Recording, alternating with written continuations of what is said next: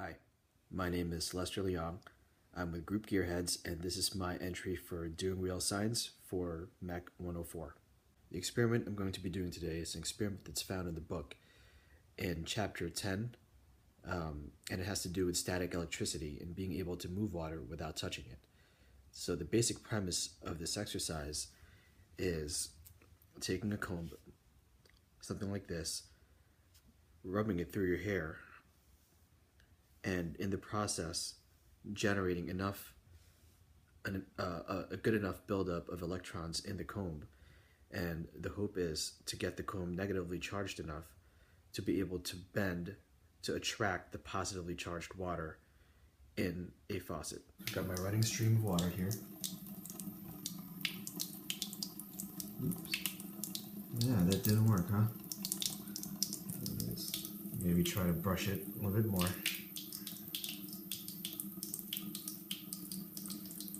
Sometimes if you let too much time pass, the charge goes away. So let's see how it does from a fresh brush. There you go, see? It was a small effect. If I lessen the stream of water, I bet you I can get this effect to be a little bit more drastic. So let's try to brush this one more time.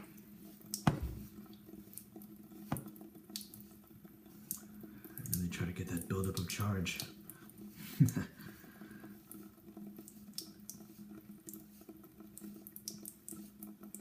Alright, here we go. Try to show you from the front here. There you go. See that? It's bending towards the comb. Static electricity at work. So why does this work? First of all, why is water positive, or why do we think that water is positive, and how does the comb get negatively charged? Well, first of all, how does hair become negatively charged? Hair isn't actually negatively charged, but it's rich with electrons, and that's because the air is rich with electrons, and as we walk around, electrons from the air deposit into the strands of our hair. Now, this happens because our hair has a large surface area, so there's a lot more room for electrons to deposit onto them, and you'll find that this actually happens better when the climate is drier and cooler because there's less moisture in the air, and there's less of a chance for the negative charge to be neutralized by water molecules in the air. Now, as we brush our hair, the negative charge, the electrons from our hair, deposit onto the bristles of the comb. And as you know, the bristles in a comb also have a large surface area, so they deposit quite easily there, causing a buildup of negative charge, which causes the water to bend when we move the comb close to the stream of water. Now, because the water bends towards the comb, you might think that water has a slightly positive charge. That's actually incorrect. Water has a net charge of 0. And the reason why it bends towards the comb is because water, H2O, is a polar molecule. And what this means is that there's regions of H2O that are slightly positive, and there's regions of H2O that are slightly negative. The slightly positive parts of H2O are correlated with the hydrogen plus ions.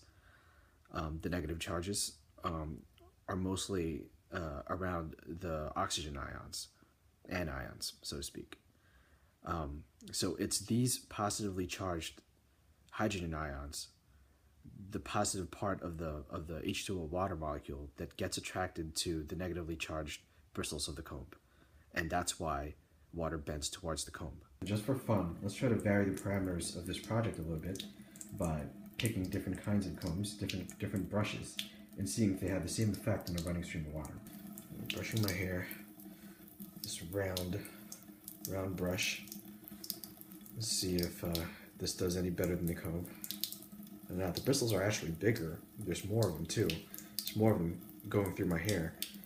So I do think that this is going to have a bigger and better effect. Let's see if I'm right.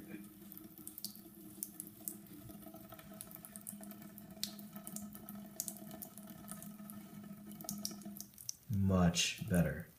Amazing. Now, the flat brush.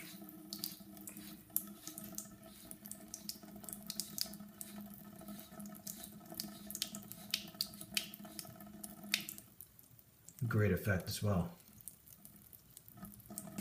Now let's try this with a larger stream of water, see if it has the same effect.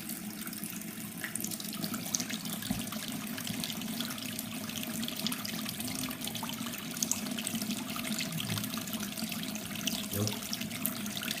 Nothing. Hope you guys enjoyed. This is Lester Leon doing Real Science from MEC 104.